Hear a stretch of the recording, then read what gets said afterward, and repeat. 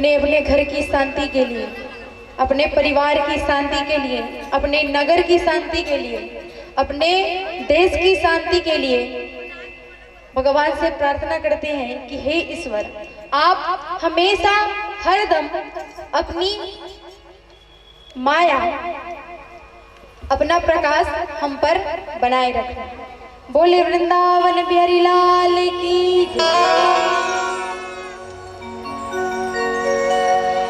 आइए हम और आप सभी मिलकर भगवान श्री बांके बिहारी गिरिवरधारी मुन्नी मनोहर कुंज बिहारी राधे नमन रास कितना गोप ग्वालों की सखा भगवान से प्रार्थना करें कि हे ईश्वर, आपकी कृपा हम सबके ऊपर में हमेशा बने रहे, घर में सुख शांति रहे, नगर में सुख शांति रहे, हमारे घर के देवी देवता में शांति रहे, घर में प्रेम रहे। ऐसे भाव रखते हुए भगवान से कुछ प्रार्थना करते हैं। तत्पश्चात फिर आज के भागवत महापुराण के विषय में चर्चा करेंगे। बोलो वृंदावन बिहारी लाल की जय। हे ईश्वर सब सुखी हो, कोई न हो दुखा,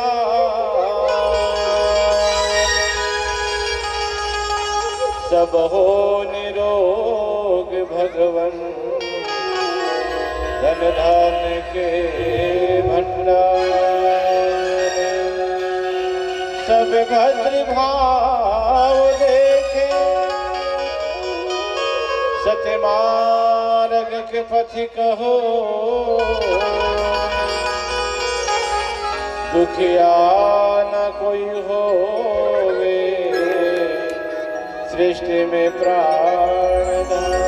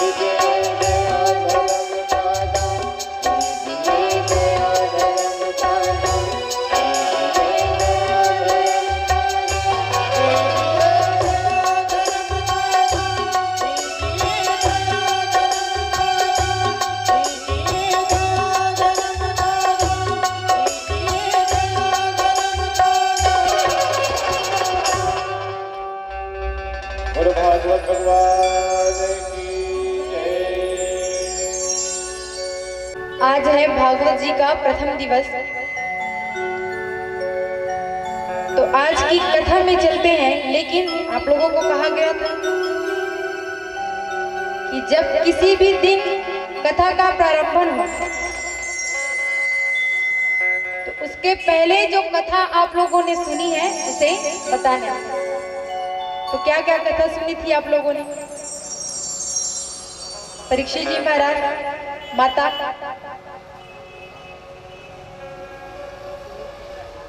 तो भागवत, हाँ, भागवत महत्तम और धुंधकाली, गोकर्ण जी महाराज की कथा, गोकर्ण महत्तम की कथा। और क्या क्या हुआ था कल? आप लोग भी बताओ, आप लोग भी सुने हो ना कथा? क्या हुआ कल? कल वेदी पूजन किए। तो कल थी भागवत के महत्व की कथा कि इसका सार है क्या, भागवत है क्या। गोकर्ण महत्तम की कथा, जिसमें आप लोगों ने देखा कि किस प्रकार सूत जी महाराज सनकादिक ऋषियों को नैमिषारण्य के पावन तीर्थ पर ये भागवत की कथा श्रवण करा रहे हैं। और आज हम लोग भी इसी भागवत की कथा को इस पावन पवित्र मंच पर श्रवण कर रहे हैं, जिसका आज ये प्रथम दिवस है।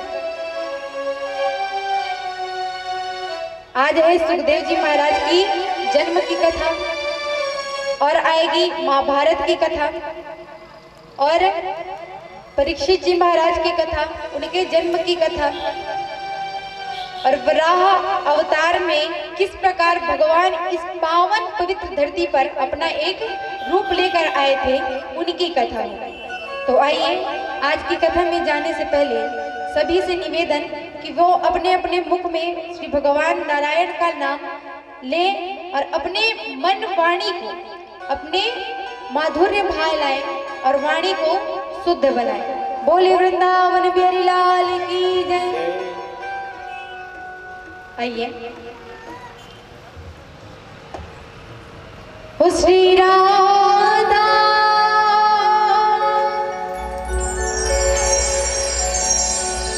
श्री राधा। वेदव्यास जी ने भागवत की रचना तो की है, लेकिन मैंने जैसे कल बताया कि उन्होंने पहले ही श्लोक में पूरे भागवत की रचना कर दी। लेकिन आज है, कहा जाए तो आज से ही भागवत का प्रारंभन है।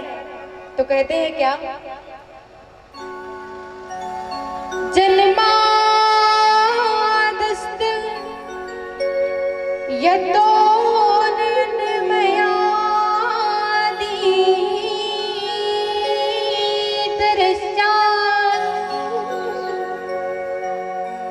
चारते सुवी के स्वराट तेने ब्रह्मादि कवे मोहंती यत शूर्या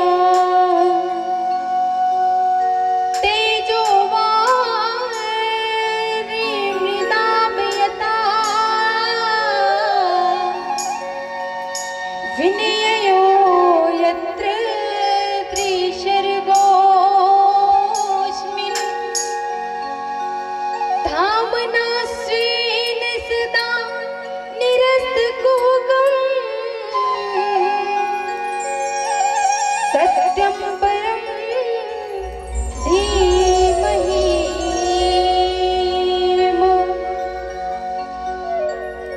बोलिए श्री बालकृष्ण लाल भगवान की जय। कहा गया है कि जो विश्व को बनाता है उसका पालन करता है, जो अंत में विश्व का पतन कर देता है अर्थात उसको मिटा देता है, जो 3 प्रकार के तापों से मिलकर बने, जिनका 3 स्वरूप है, जो अनंत नामों से विख्यात है, वहीं श्रीमन नारायण। बोलिए श्रीमन नारायण भगवान की जय।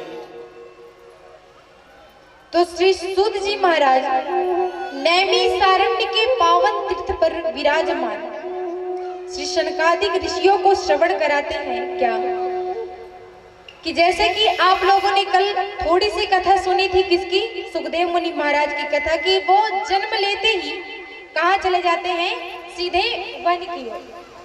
वो एक ऐसे पहले बालक थे भगवान के परम लाडले जो सीधे जन्म लेते ही ना माँ को देखे न पिताजी को देखे, स्वयं भगवान भी थे उनको भी नहीं देखे और माया के चक्कर में ना आ जाऊं इसीलिए सीधा वो वन की ओर चले जाते हैं। कहते हैं कि ये जो सुखदेव मुनि महाराज हैं ये गोलोक धाम में माता राधा रानी के साथ उनकी गोद में क्रीड़ा करते थे। तो भगवान का हर युग में अलग अलग अवतार लेते हैं। तो द्वापर युग में जब भगवान श्रीमन नारायण कृष्ण के अवतार लेकर इस पृथ्वी के भार को हटाने के लिए उबारने के लिए आए तो उस समय माता राधा रानी को भी कहा गया था है तो वो भगवान श्री कृष्ण का ही रूप। तो उनकी गोद में क्रीड़ा करते थे कौन, श्री सुखदेव मुनि महाराज जो एक सुख के रूप में थे, सुख अर्थात तोते के रूप में। सुखदेव जी कहते हैं माता आप जा रही है पृथ्वी पर तो मुझे भी ले जाती तो अच्छा रहता, मैं भी यहाँ अकेला रहकर क्या करूँगा। माता कहती है कि तुम चिंता मत करो। क्यों? क्योंकि अभी अगर तुम मेरे साथ उस पृथ्वी पर जाओगे तो तुम्हें बहुत से सारे कष्ट दुखों का सामना करना पड़ेगा। इसीलिए एक काम करो, जब मैं अपनी लीला करके उस पृथ्वी से आ जाऊं तो तुम उसका प्रचार प्रसार पूरे पृथ्वी में करो। तो वही सुख बालक जो माता विटिका के गर्भ से कौन सुखदेव जी के नाम से जन्म लेती है, ऐसे सुखदेव मुनि महाराज को हम प्रणाम करते हैं। आइए चलते हैं सुखदेव जी के जन्म की कथा की ओर। बोलिए श्री सुखदेव मुनि महाराज की जय। एक दिन की बात है कि ब्रह्मलोक में ब्रह्मा जी ने एक बहुत बड़े सभा का आयोजन किया। जैसे यहाँ अभी पृथ्वी में होता है चुनाव आता है तो एक जगह इकट्ठे होकर कहते हैं कि कौन से पार्टी को हम लोग वोट देंगे, कौन से पार्टी को वोट नहीं देंगे, या फिर अपने अपने में बातें होते रहते हैं। तो वहां भी ब्रह्मलोक में एक बैठक बुलाई गई थी जिसमें किन्नर गंधर्व दैत्य देवता जितने भी देवताएं थी माताएं थी सभी विराजमान। वहां पर नारद जी भी विराजमान थे। तो नारद जी ने सभी से एक प्रश्न करते हैं क्या कि इस पृथ्वी में इस 3 लोक 14 भुवन में अगर सबसे मूल्यवान कोई वस्तु है तो वो क्या है। तो सब अपना अपना मत देने लगे। कोई कहे हीरे जवाहरात, कोई सोना चांदी, कोई रुपया पैसा। ब्रह्मा जी कहते हैं ये सब सबसे कीमती वस्तु नहीं है। अगर इस 3 लोक 14 भुवन में जो सबसे मूल्यवान और सबसे अच्छा है तो वो है प्रेम। और प्रेम ऐसा नहीं, प्रेम होता है निस्वार्थ। अभी इस कलयुग के आदमी कैसे करते हैं कि अपने स्वार्थ के लिए प्रेम करते हैं। कैसे कि अगर किसी से किसी चीज को पाना रहता है तो उससे दोस्ती करेंगे, करते हैं ऐसे दोस्ती करेंगे, दोस्ती बढ़ाएंगे, तब जाकर के एक दूसरे से आदान प्रदान होता है। कुछ सामान उसको चाहिए रहेगा तो वो देगा, अपने लिए वो मित्रता करता है। तो जिसमें निस्वार्थ प्रेम हो वही सबसे सर्वमान्य है इस 3 लोक 14 भुवन। तो सभी वहां पर जितने भी गंधर्व दैत्य देवता जो थे, ऋषिगण थे, संत, सब अपना अपना अनुसरण देने लगे प्रेम के बारे में। कैसे कि वहां जितने भी देवता थे वो सभी कहने लगे कि हो ना हो ये प्रेम मेरे ब्रह्मा और ब्रह्माणी के पास तो जरूर हो।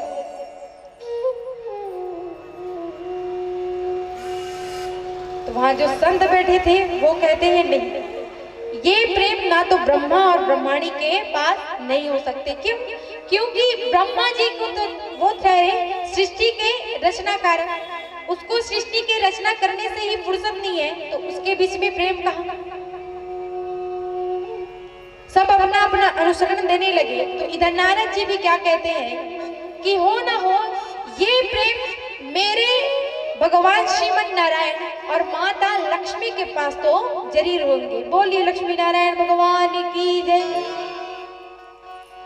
तो वहां बैठे जो संत थे उन्होंने कहा ये प्रेम ना तो भगवान श्री नारायण के पास है और ना माता लक्ष्मी पास है। क्यों? क्योंकि देखो, अगर भगवान के पास इतना प्रेम रहता तो समय को समय ना देखकर वो अपने भक्तों की जान बचाने नहीं चले जाते। जैसे गजेंद्र ने अर्धरात्रि में ही भगवान का नाम लिया, उन्हें पुकारा, तो माता लक्ष्मी को छोड़कर वो सीधे अपने भक्त की रक्षा करने के लिए आ गए। तो ये प्रेम लक्ष्मी और भगवान श्रीमन नारायण के पास भी नहीं है। जो संत थे उन्होंने कहा कि अगर इसका सही में किसी को परिभाषा दिया जाए, सही में किसी को उदाहरण प्रस्तुत किया जाए, तो वो है भगवान श्री शंकर भोलेनाथ और माता पार्वती। बोलिए बाबा भूतनाथ की। अब जितने भी थे वो सोचने लगे क्या हो सकता है सही में इन्हीं के पास हो। अब संत कहते हैं क्योंकि देखो, एक तो जो भगवान है दोनों आधे आधे अंग में विराजमान है और ज्यादा से ज्यादा समय भगवान श्री शंकर कैलाश पर्वत पे ही अपना व्यतीत करते हैं, वो कहीं आते जाते नहीं। तो इसीलिए अगर प्रेम की परिभाषा निस्वार्थ अगर किसी को दी जाए तो वो है भगवान शंकर और माता पार्वती। नारद जी तो ठहरे भगवान नारायण के भक्त, वो कहते हैं ये सही नहीं है वो प्रेम तो केवल मेरे लक्ष्मी नारायण के बीच में। लेकिन जितने भी देवताएं बैठे थे, ब्रह्मा जी थे, किन्नर गंधर्व संत जितने भी महात्मा बैठे थे, उन्होंने भी जो संत ने कहा था कि जो शंकर भगवान और माता पार्वती के बीच में जो अटूट प्रेम है वही सही है। नारद जी इसका विरोध करने लगे तो नारद जी कहते हैं क्या कि तुम लोग कहते हो कि माता पार्वती और भगवान भोलेनाथ के बीच में अटूट प्रेम है, मैं कहीं इनके प्रेम को कमजोर करके दिखला दूं तो? देखो, ऐसे किसी आदमी के साथ तो लगना नहीं चाहिए। कहते हैं छोटे आदमी को बड़े से नहीं लगना चाहिए। क्यों? क्योंकि उसकी पोस्टिंग ज्यादा रहती है, उसका जान पहचान ज्यादा रहता है। लेकिन वो है नारद, नारम ज्ञानम ददाति इति नारदा, जिसकी बात कभी रद्द ना हो। नारद, जिसकी बात कभी रद्द ना हो, उसी का नाम है नारद। संतों ने भी कहा चलो ठीक है, तुम्हारी बात को मान लेते हैं, देखते हैं कि तुममें कितना पावर है, शक्ति है। अब समय बीतता गया। नारद जी तो एक दिन ताक में बैठे ही थे कि एक दिन की बात है, नारद जी गए कैलाश पर्वत और बाबा श्री शंकर भोलेनाथ उस दिन घर पे नहीं थे, वो चले गए थे तपस्या करने के लिए। नारद जी आते हैं और नारद जी के मुख पे हमेशा क्या नाम रहता है? नारायण का रहता है, क्योंकि वो उन्हीं के परम भक्त हैं। तो कैसे कहते हैं, आइए कैसे आते हैं नारद जी अपने मुख में नारायण का नाम लेते लेते? बोलिए नारायण भगवान की जय। हो श्रीमन नारायण नारायण हरि हरि।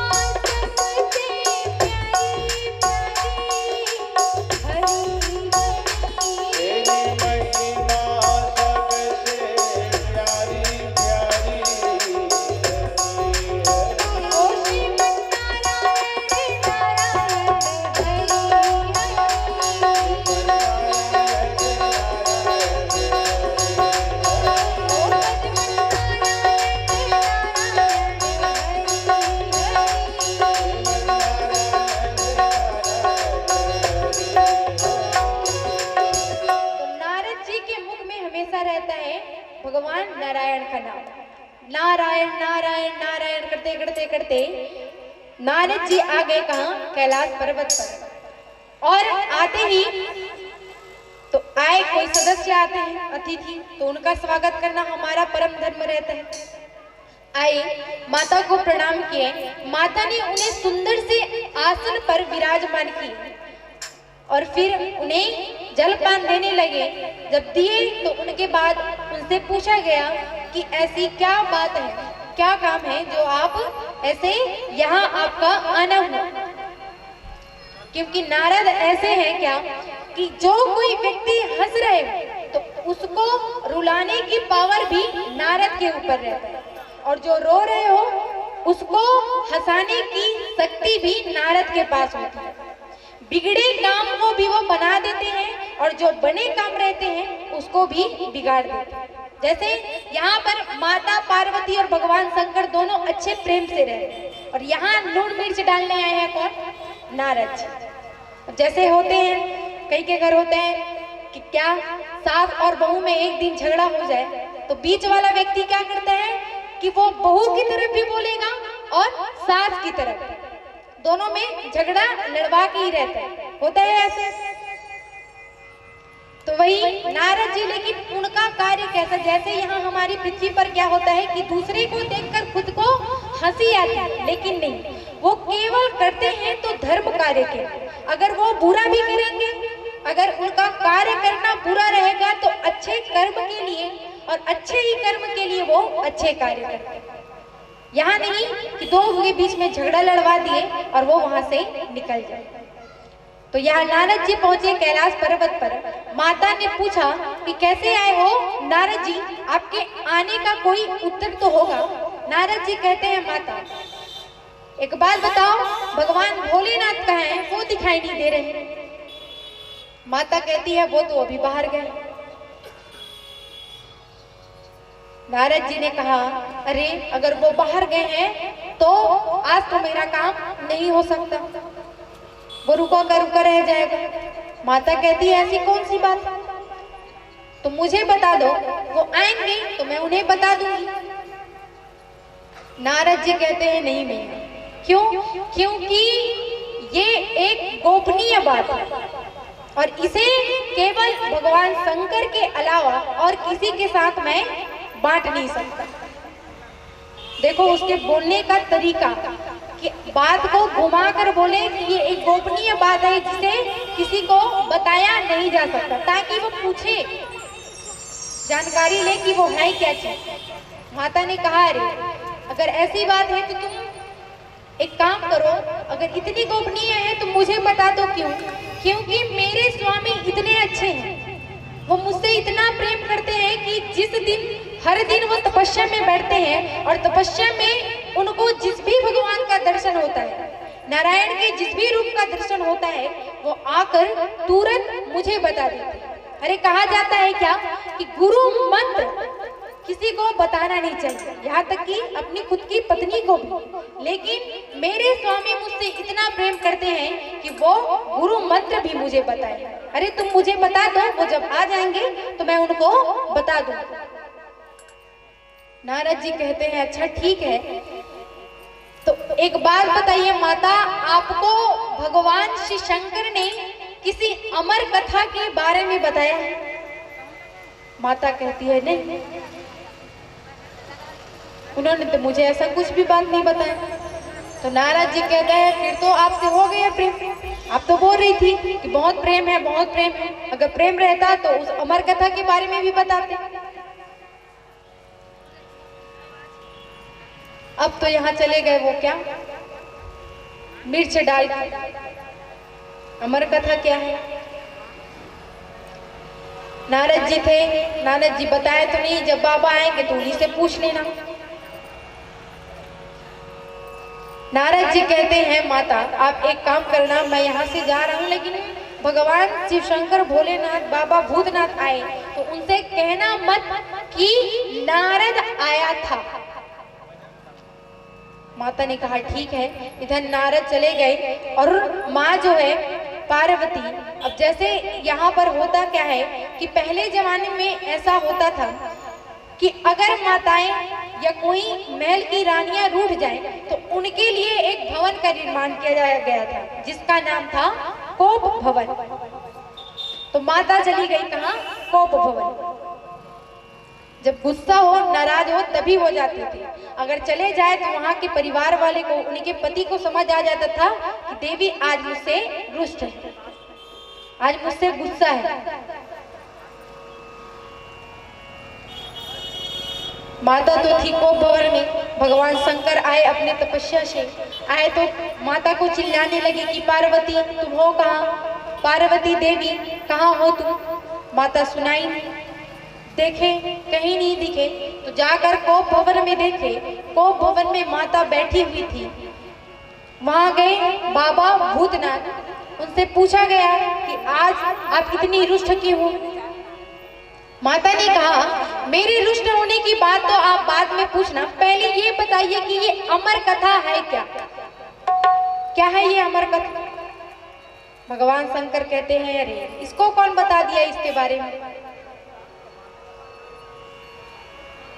और इस कथा को आपने मुझे क्यों नहीं सुनाया इतने दिन से? भगवान शंकर कहते हैं अरे इतने दिनों से नहीं सुनाया तो अब सुना देंगे। माता कहती है वो तो सुनाना ही पड़ेगा, लेकिन इतने दिनों से क्यों नहीं सुनाया?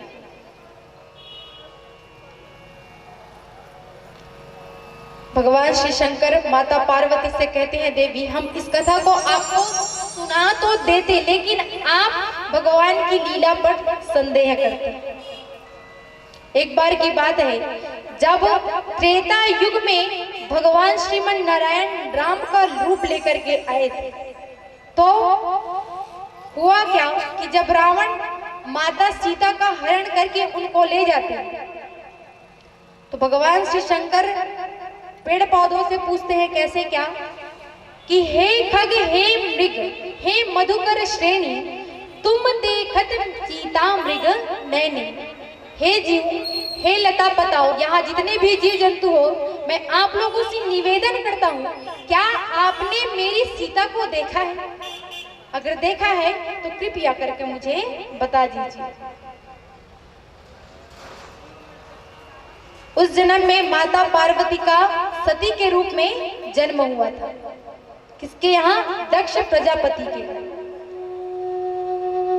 माता सती भगवान भोलेनाथ से कहते हैं अगर ये भगवान है तो ये जीव जंतु पेड़ पौधों से क्यों पूछ रहे हैं कि मेरी पत्नी कहाँ है? भगवान होते तो उनको पता चल जाता कि मेरी पत्नी को रावण हर के ले गया है। ये किसी से पूछते नहीं ऐसे। भगवान शंकर कहते हैं देवी ये भगवान की लीला है, उनको सभी चीज पता है, लेकिन ये उनकी लीला है। माता सती ना मानी, वो कहती है भगवान होने के बाद भी अगर ये ऐसा नहीं कर सकते तो क्या मतलब था? भगवान शंकर अनंत रूप से उनको समझाने लगे। कैसे कि आप लोग देखे होंगे किसी का रील का जिंदगी अलग होता है, रील अर्थात जो टीवी में आए, और रियल का जिंदगी जो हकीकत में है वो अलग होता है। रील की जिंदगी में ऐसा रहता है कि हमें कोई एक चैप्टर दिया जाता है कि आपको इतने में से इतना करना है। हास्य का प्रसंग आएगा तो आपको हंसना है, रोने का प्रसंग आएगा तो आपको रोना है। ये पता रहता है हमें। भगवान को भी ये पता है, उनकी ये लीला है, और अपनी जिंदगी में अपने जीवन में ये यही कर रहे हैं कि ताकि लोग जो आए, कलयुग तो आएगा भगवान को पता ही था, तो जब आए तो उनको पता चले कि जो नियमित रूप से नियमित बाधा में बंधे रहते, जो धर्म कार्य करेंगे उनका ही सफलता पूर्वक कल्याण है।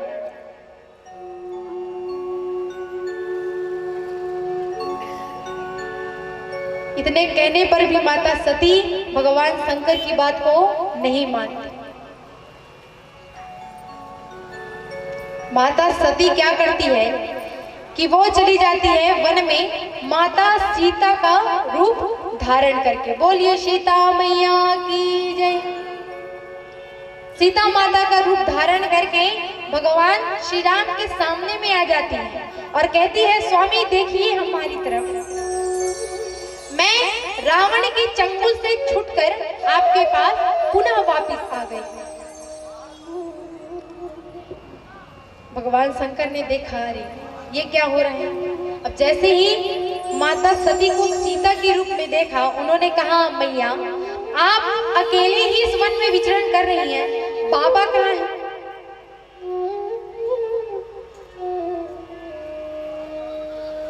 माता सती को तो आभास हो गया कि भगवान को सब पता चल गया, इसीलिए उन्होंने कहा क्या कि मैं सीता का रूप धारण करके आई हूँ, फिर भी से आपको पता चल गया कि मैं कौन, अर्थात मेरी इस भूल को क्षमा करना कि मैं सीता का रूप धारण करके आई। एक बात यहाँ पर आती है, माता सती कहती है कि आपने मुझे क्या देखकर पहचाना कि मैं सीता नहीं। भगवान राम कहते हैं, मैया मेरी सीता इतनी तो बड़ी नहीं है कि वो अपने पति के सामने है। सामने तो केवल माता आती है और पीछे रहती है पत्नी, इसीलिए आप माता हैं और माता ही सामने पे आती है।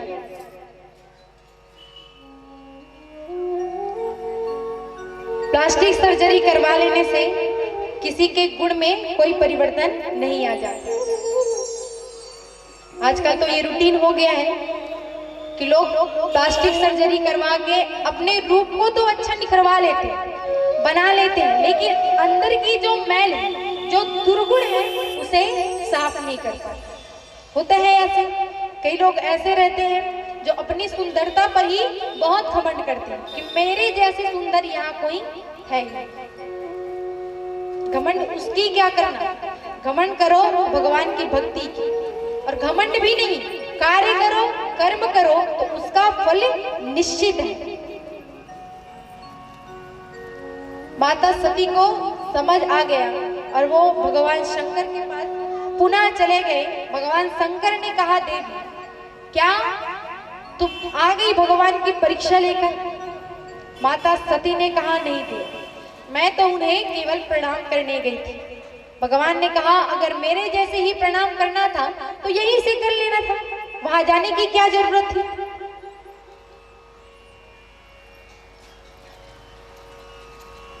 भगवान शंकर जब अपने आंख को बंद किए, अंतर ध्यान हुए, तो उन्हें सभी चीज, सारी बातें स्पष्ट दिखाई देने लगी। अपने ध्यान से टूटे तो उन्होंने माता सती से कहा, सती तुमने कितना बड़ा पाप कर दिया कि आज तुम मेरी पत्नी होकर मेरी माता का रूप धारण करके भगवान शंकर के राम के पास चले गए।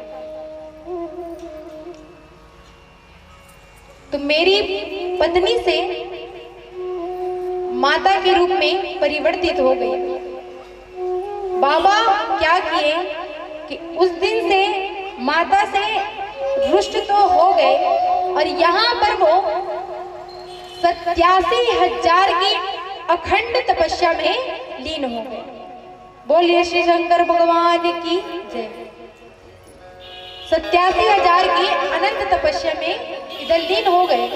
और फिर क्या हुआ कि यही आगे कथा हुई और अंत में क्या होता है कि माता सती जो दक्ष प्रजापति के यहाँ बिना निमंत्रण के यज्ञ में जाती है और पति के अनादर होने के कारण, सहन न कर पाने के कारण अपने देह का परित्याग कर देती है। बोलिए श्री सती माता की जय। और यही सती मैया का दूसरा जन्म हुआ था पार्वती के रूप। ये कथा भगवान शंकर माता सती को बता रहे हैं कि आपने त्रेता युग में ये कार्य किया था। तो इसीलिए देवी आप भगवान की लीलाओं पर संदेह करते हैं, इसीलिए मैंने आपको ये अमर कथा के बारे में बताया है।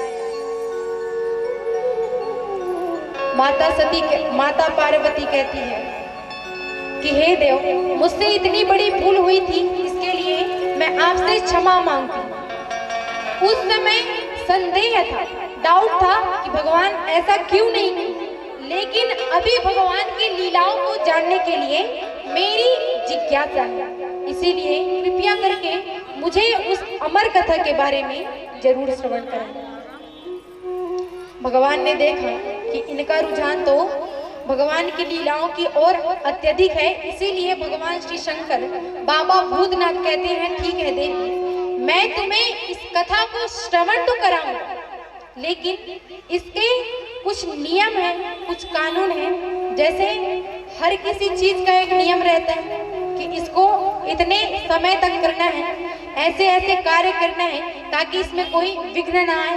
ऐसे तो भगवान की कथा ऐसी रहती है कि उसमें विघ्न भी आए तो आप ही आप टल जाते हैं।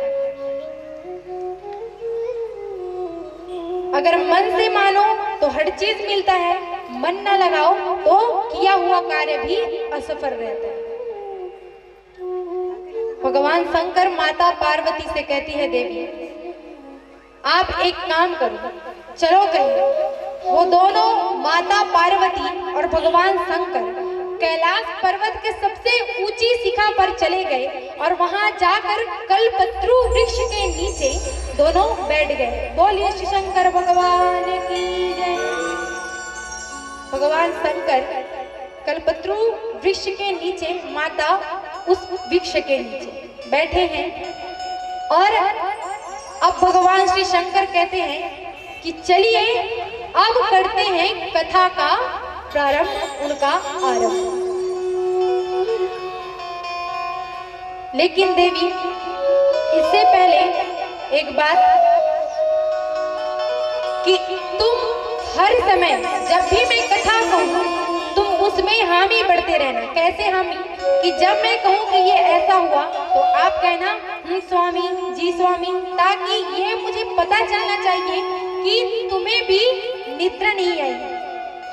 क्योंकि कहा जाता है कि अगर कहीं भी कथा हो रही हो भगवान की तो वहां माता निद्रा रानी जरूर आती है। वो देखती है, भक्तों की परीक्षा लेती है कि कौन सा भक्त कितने ध्यान से भगवान की कथा को सुनते हैं। और भक्तों की परीक्षा लेने के लिए माता निद्रा आती है। अगर जो इधर से उधर किए अपने दिमाग को तो तुरंत ही वो अपने गोद में उसे लिटा लेती है। इसीलिए आप सभी से निवेदन कि जो कथा, जो लीला भगवान की बताई जाए उसे ध्यान पूर्वक सुने। और सुनना ही नहीं है, क्योंकि सुनने से उसका लाभ नहीं मिलता जितना करने से होता है। जो सुने हो उसको करके दिखाओ तो उसका सार्थक है।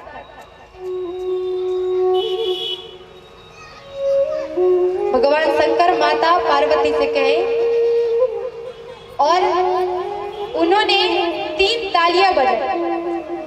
यहाँ हम लोग भी बजाएंगे, सब एक साथ बजाना।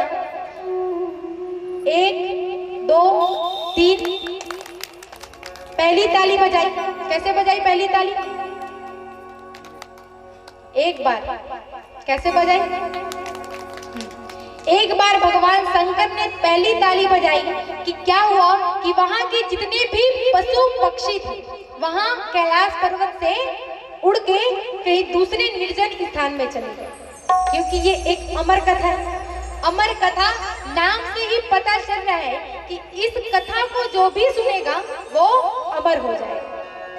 जैसे अभी इसको हम लोग भागवत की कथा कहते हैं, तो इसको उस युग में अमर कथा के नाम से जाना गया था। पहली ताली बजाई कि वहां के जितने जीव जंतु थे सभी उड़कर दूसरे निर्जन वन में चले गए। दूसरी ताली बजाई। दूसरी ताली के बजाते ही भगवान का त्रिशूल 3 बार कैलाश पर्वत का चक्कर लगाया, ये देखने के लिए कि कोई जीव जंतु छिप के तो ना बैठे। भगवान ने तीसरी ताली बजाई और तीसरी ताली के बजाते ही वहां का जो वातावरण था वो बड़ा ही सुगंधित हो गया। बोलिए श्री शंकर भगवान की जय। पूरा सुगंधित हो गया वातावरण।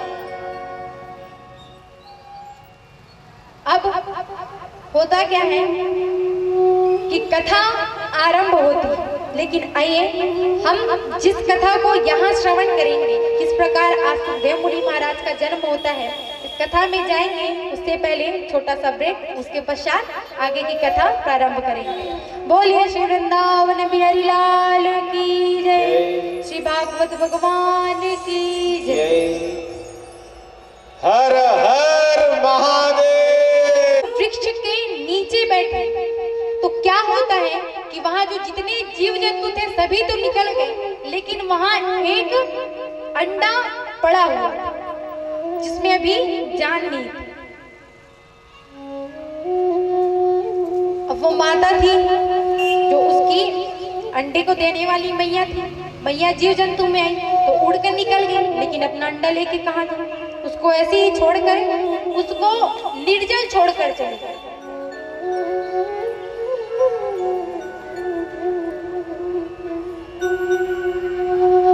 कथा प्रारंभ होती है तो जैसे ही पहले दिन की कथा का आरंभन हुआ, पहले दिन की कथा का प्रारंभन हुआ तो क्या होता है कि उस निर्जन अंडे में जीव का प्रादुर्भाव होता है। बोलिए श्री शंकर भगवान की।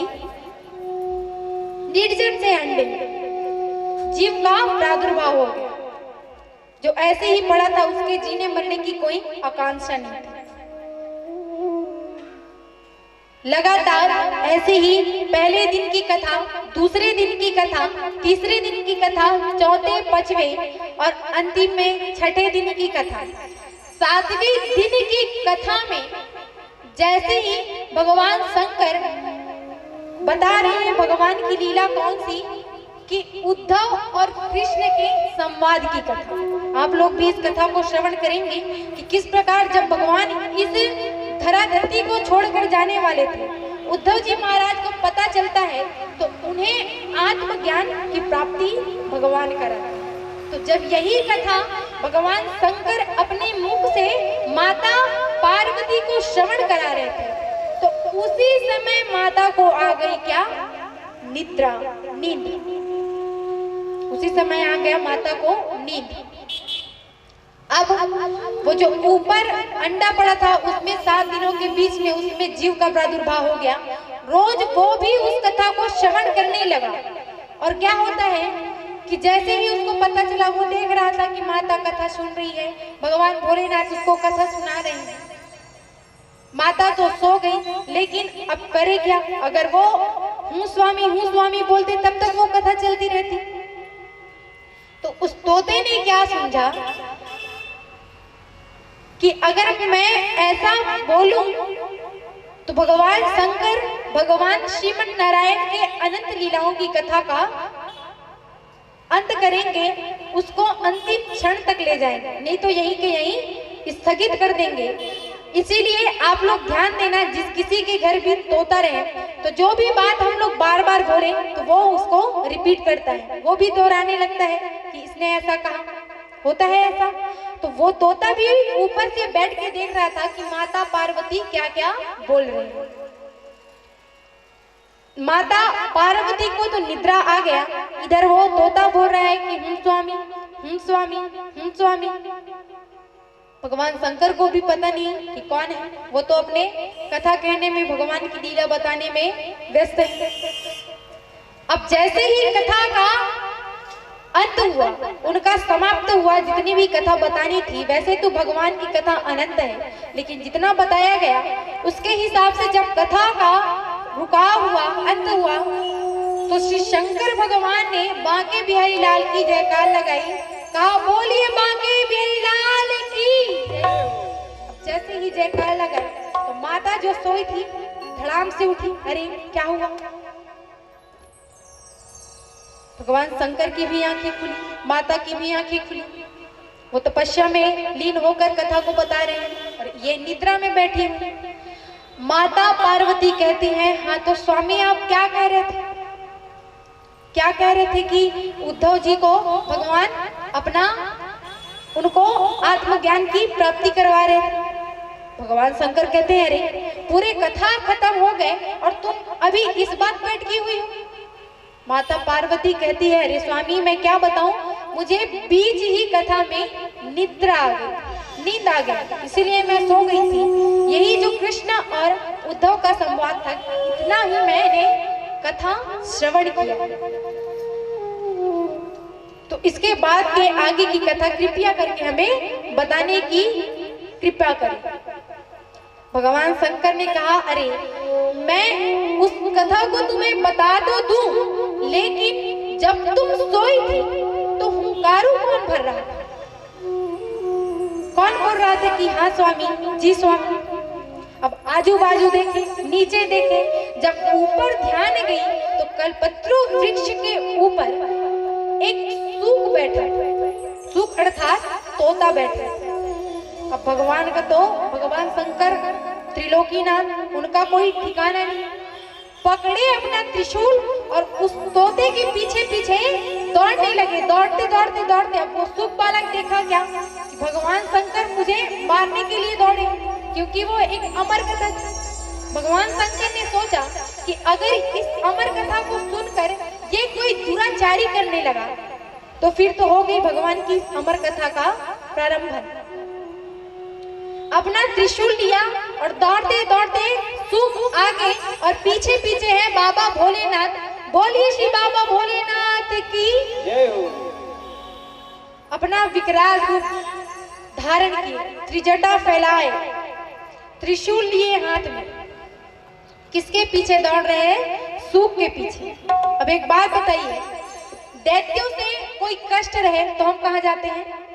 देवताओं के पास कि हमारी रक्षा करो।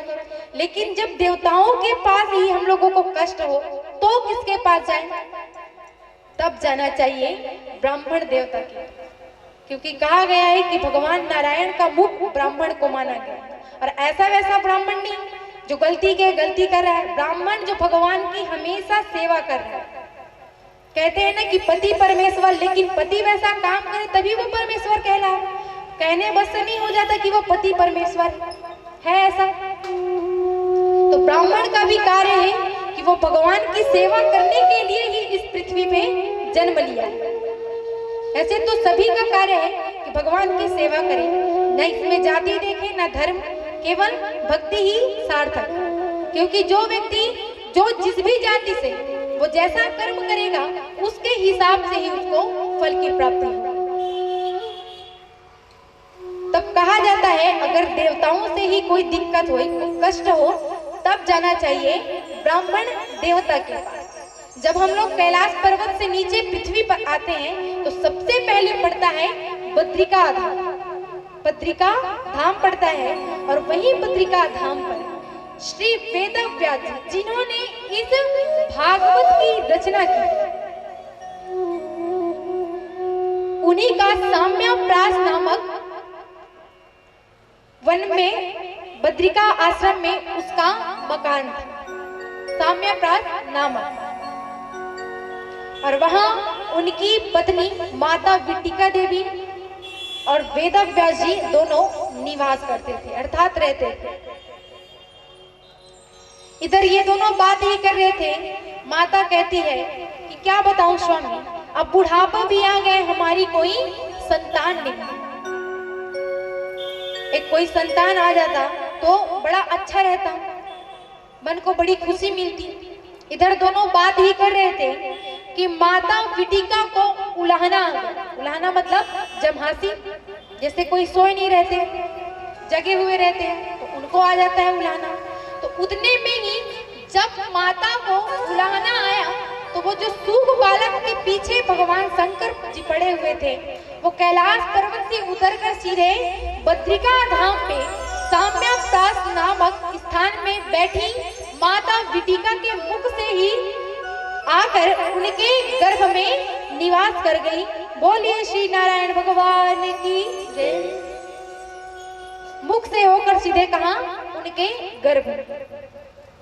अब इधर उनके पीछे कौन है? भगवान शंकर, बाबा भूतनाथ आए कहाँ? बद्रिका धाम में। और वहां कौन कौन है? माता विट्टिका देवी और वेदव्यास जी आए। तो पूछे, अरे आप लोगों ने किसी सूक को देखा है, किसी तोते को देखा है? वेदव्यास जी ने कहा, अरे क्या बताऊं, एक तो भगवान शंकर की दर्शन करने का हमें अवसर प्राप्त नहीं होता, अगर होता भी है तो इस विकराल रूप में जिसमें उनकी जटाएं फैली हुई, हाथ में त्रिशूल, और वो भी किसी को मारने के लिए।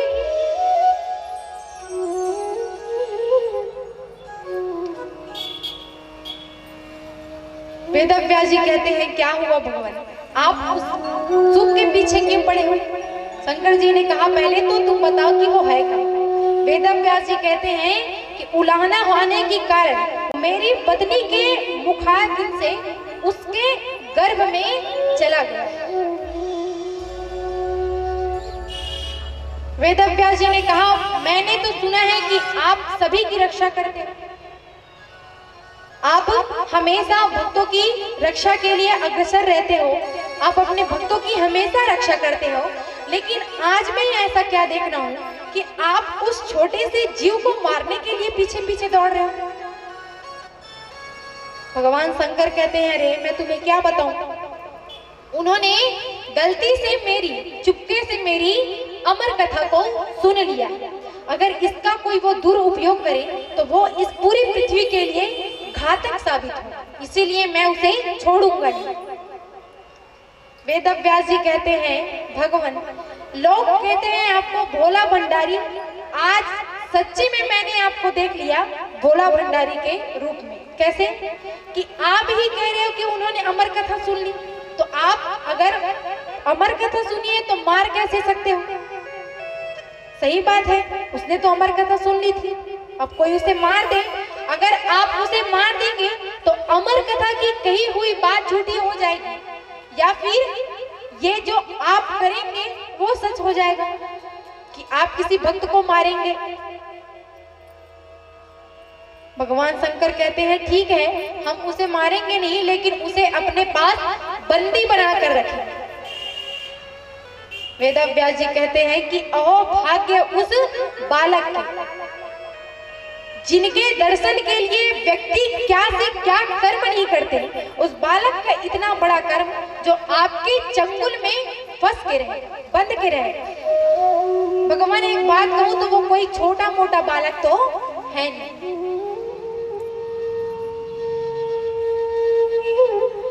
ना ही तो आप उसे मार सकते हो ना कुछ। और तब भगवान शंकर कहते हैं जब कोई बालक माता के गर्भ में रहता है तो कितने महीने तक रहता है? 9 महीने तक, 9 महीने तक रहता है माता। बालक जो गर्भ में रहेगा वो 9 महीने तक रहता है, तो ये 9 महीने तक माता के गर्भ में रहेगा, इसीलिए ना 9 ना 10, मैं पूरे 11 महीने तक इसकी प्रतीक्षा करता रहा। ये जैसे ही इस गर्भ से बाहर आएगा मैं इसको ले जाऊंगा अपने कैलाश पर्वत पर। पूरे 11 महीने की तपस्या में भगवान शंकर बैठ गए वहीं पर रम लगा कि जब वो आएगा तो उसको लेकर के मैं चला जाऊंगा। 11 महीने समय बीते बीते बीते बीते पूरे 11 महीने का समय बीत गया। जब भगवान शंकर की तपस्या टूटी तो उन्होंने वेदव्यास जी से पूछा कि कहाँ है वो बालक, मुझे ला कर दो। क्योंकि बालक है, माता के गर्भ में है, तो 9 महीने के पश्चात जाहिर सी बात है हो ही जाएंगे। वेदव्यास जी ने कहा क्या बताऊं भगवान, आपके बातों को सुनकर वो मेरी पत्नी के गर्भ में ही है, अभी तक बाहर नहीं आया है। ये जितनी भी बातें हो रही थी बाहर, वो गर्भ में बैठा बालक सभी बातों को सुन रहा है, सभी बातों कि किस प्रकार भगवान शंकर वेदव्यास जी से बात कर रहे हैं, किस प्रकार वेदव्यास जी शंकर जी को बता रहे हैं कि आप ऐसा कर नहीं सकते, या आप ऐसा करेंगे तो ये सही नहीं है। वेदव्यास जी ठहरे भक्त, उन्होंने कहा भगवान मेरी पत्नी विटिका को बड़ी ही कष्ट का सामना करना पड़ रहा है इस बालक की वजह से, इसीलिए मैं इसकी ओर से आपसे क्षमा मांगता हूं, इसे आप छोड़ दीजिए। जब वेदव्यास जी ने अनंत क्षमा प्रार्थना और भगवान से मन्नतें मांगी तो भगवान शंकर ने कहा चलो ठीक है, ये आपके यहाँ होंगे तो बात तो कोई ऐसे छोटे मोटी होने वाली नहीं है। भगवान शंकर वहां से सीधे अपने कैलाश पर्वत की ओर चले गए। अब श्री वेदव्यास जी उस बालक से मन ही मन बात करते हैं क्या, अरे बेटा कि तू अपने माता के गर्भ से बाहर निकल, तुम्हारी माता को बड़ी ही कष्टों का सामना करना पड़ रहा है। बालक ने कहा अगर स्वयं नारायण आकर कहेंगे कि तुम पर मेरी माया मोह का जरा भी असर नहीं पड़ेगा, तब कहीं जाकर मैं इस पृथ्वी पर आऊंगा। ऐसे में मैं इस पृथ्वी पर माया मोह में फंसने के लिए नहीं आना चाहता।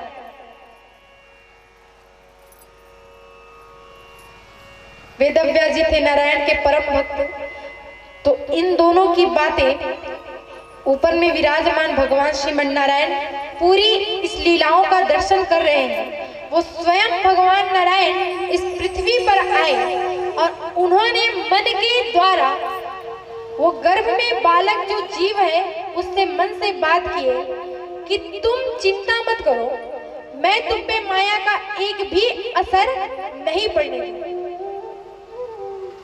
तुम पर इसका कोई प्रभाव नहीं पड़ेगा। और सुख बालक जो बालक वहां जीव गर्भ में है वो कहता है ठीक है, मैं इस गर्भ से बाहर तो आऊंगा, लेकिन जब मैं कहूं कि तुम इस माया को रोको तो तुम उसी समय ही इसको रोक देना। भगवान ने कहा ठीक है।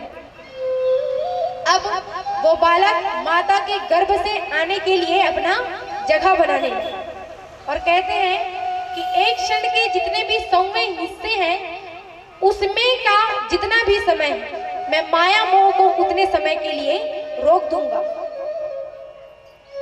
वो जीव ने कहा चलो ठीक है, अपने लिए जगह बनाई और उन्होंने भगवान को आदेश दे दिया कि अब तुम अपनी माया को रोक दो। भगवान ने जैसे ही माया को रोका तो माता विदिका के गर्भ से एक सुंदर बालक का जन्म हुआ जिसका नाम पड़ गया सुखदेव। बोलिए श्री सुखदेव मुनि महाराज की जय। वही सुखदेव मुनि महाराज जन्म लेते ही माता पिता और भगवान को प्रणाम किए और सीधे चले गए कहां? वन की। कि मैं अगर परिवार में फंसूंगा, ऐसे तो उन पर माया मोह का कोई भी असर नहीं पड़ा क्योंकि भगवान ने उसका 100वां हिस्सा एक रोक दिया। 1/4 में जितना 100वां हिस्सा है माया मोह का उतना जब सुखदेव जी के जन्म हुए तब रोक दिए, इसीलिए उन पर माया मोह का जरा भी असर नहीं पड़ा।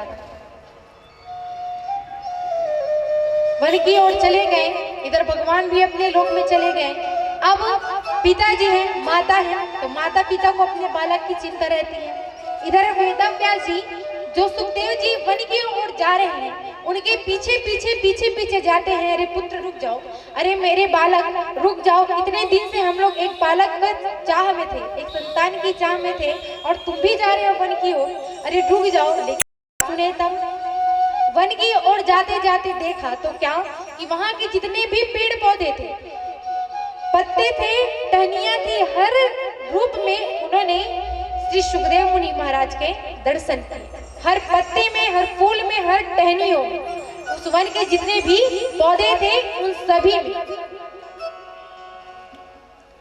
उन लता पताओं ने कहा क्या कि आप ऐसे तो सुखदेव जी को ला नहीं सकते, इसीलिए आपको इसको लाने के लिए अनंत कर्म करना पड़ेगा, कुछ ऐसा कार्य करना पड़ेगा कि वो खुद ही आपके पास वापिस आए।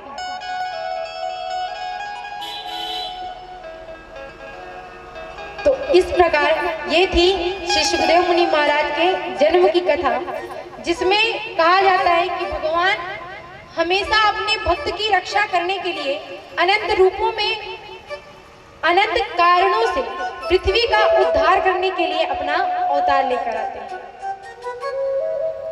जिसमें क्या है कि भगवान के 24 अवतार हैं और उस 24 अवतार में सबसे पहले अगर किसी अवतार का नाम आए तो वो है मानस पुत्र, जो ब्रह्मा जी के मानस पुत्र हैं, जिसको कहते हैं हम लोग सनकादिक ऋषि। तो भगवान ने पहला रूप अपना लिया था सनक, सनंदन, सनातन और सनत कुमार। ये था भगवान का पहला अवतार। नारायण जब इस पृथ्वी में अपनी लीला करने आए थे तो यही सनक, सनंदन, सनातन और सनत कुमार के रूप में अवतरण लेकर इस पृथ्वी में आए थे। और इन्होंने ही नारद को आधार बनाकर भक्ति ज्ञान वैराग्य के बुढ़ापा को दूर करने के लिए और माता भक्ति को मुक्ति की प्राप्ति के लिए कौन सी इसी अमर कथा भागवत कथा को नारद जी को आधार बनाकर सुनाई। इसकी कथा कल सुने थे आप लोगों ने। तो ये था भगवान का पहला अवतार। दूसरा अवतार आता है वराह अवतार। आज होगा इस पावन पवित्र मंच पर वराह का रूप आप सभी को देखने को मिलेगा।